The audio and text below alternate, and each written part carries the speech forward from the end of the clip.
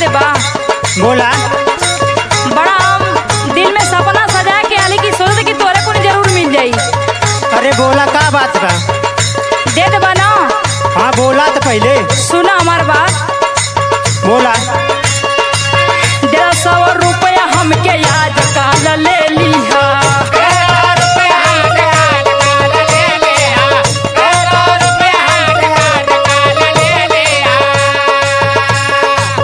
150 रुपया हमके याद काल ले लिहा।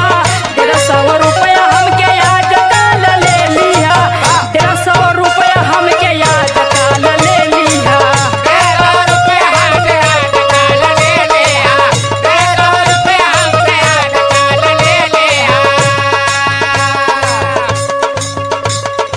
देबा तो जरूर मगर सुना। सुनावा। 100 का 200 लेला जान बाकी अब बेदा। 100 का 200 लेला जान बाकी अब बेदा। 100 का 200 लेला जान बाकी अब बेदा। 100 का 200 लेला जान बाकी अब बेदा। 100 का 200 लेला जान बाकी अब बेदा।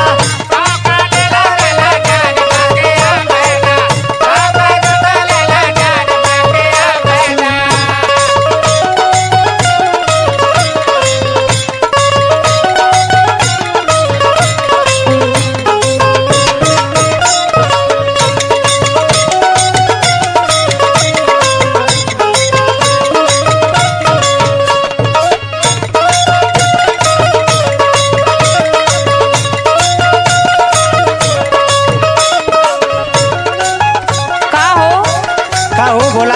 हम तो से का कहती तू अपने मन का सोचत हुआ। जौन सोचा देता हूँ ठीक है सोचते है ना। नहीं तू ये घड़ी देखल तो ढेर दिमाग आगे। सुना हमार बात। बोला। मांगता ने हम तो से बबुआ हाथ फेर हो।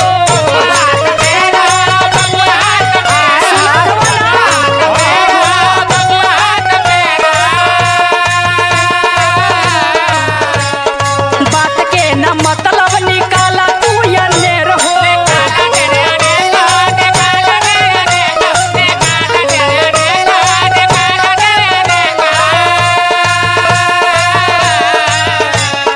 मांगता ने हम तो से बबुआ हाथ फेर हो। बात के न मतलब निकाला तू अन्नेर हो। सुना सुना। बोला। कान हमके ई कुल बात बोलही मत